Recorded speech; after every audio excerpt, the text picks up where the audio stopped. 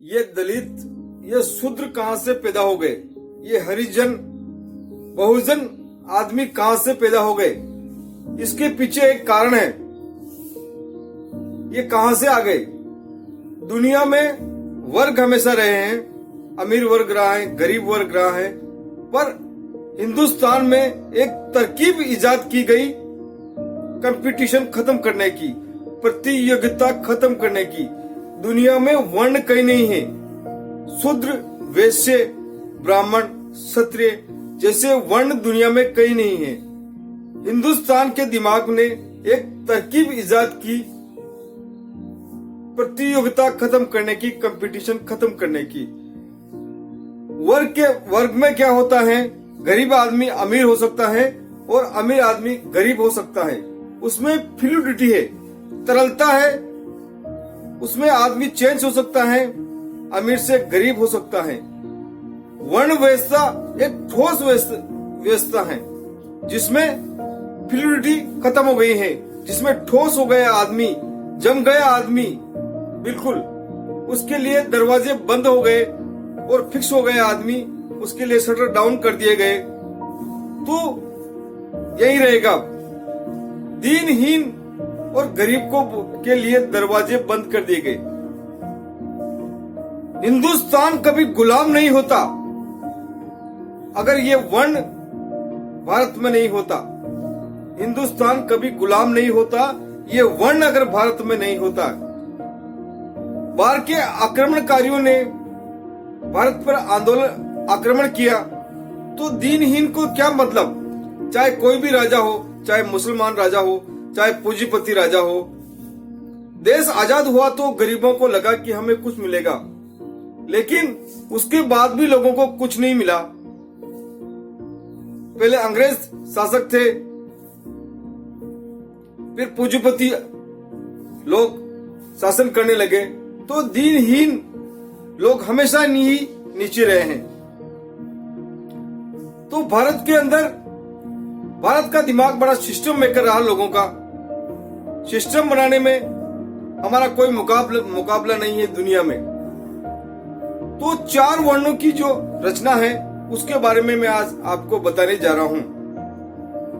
शूद्र, जो करोड़ों लोग थे, उनको कंपटीशन से बाहर करने का तरीका था ये। शूद्रों को, इनको शूद्र बना दिया, ठोस कर दिया लोगों को, शूद्रों को।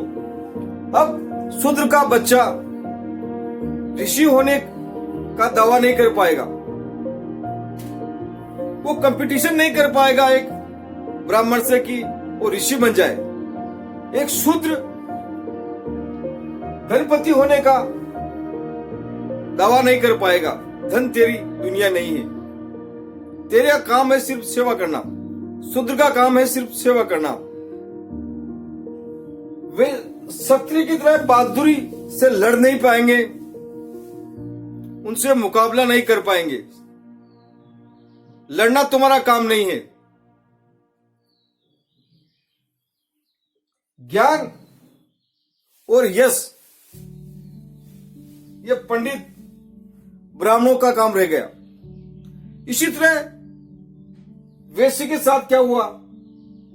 वैश्य को बोल दिया गया धन तेरी दुनिया है, इसके अलावा तेरा कुछ भी नहीं है।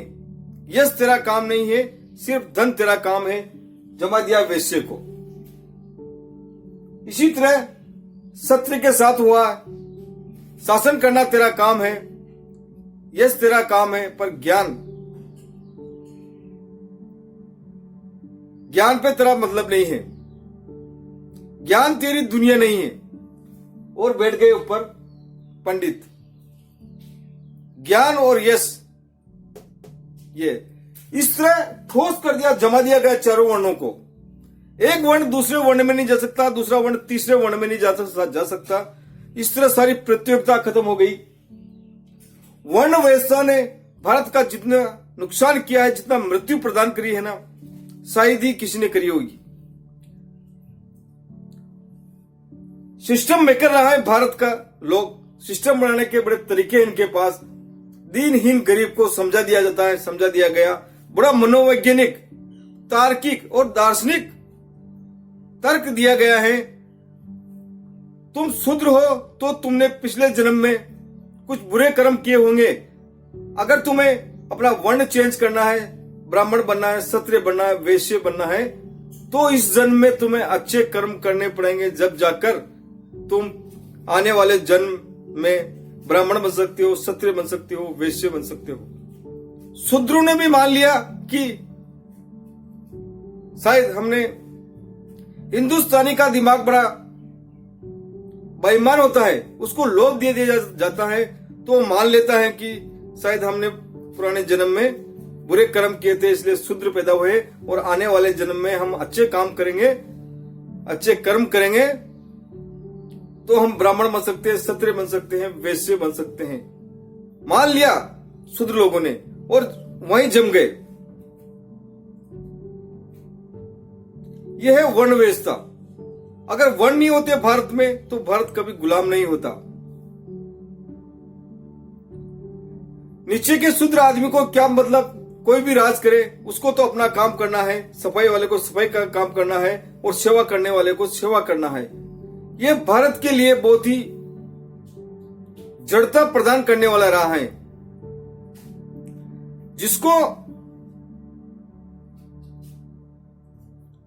जिस चीज से मुक्त होना चाहिए उसी की ओर लोग भाग रहे हैं। हिंदू होना क्या जरूरी है, मुसलमान होना क्या जरूरी है, सिख होना क्या जरूरी है, जैन होना क्या जरूरी है, इंसान होना पर्याप्त नहीं क्या? आदमी इंसान होगा वही सही है। तो इंसान बनिए और आगे बढ़िए।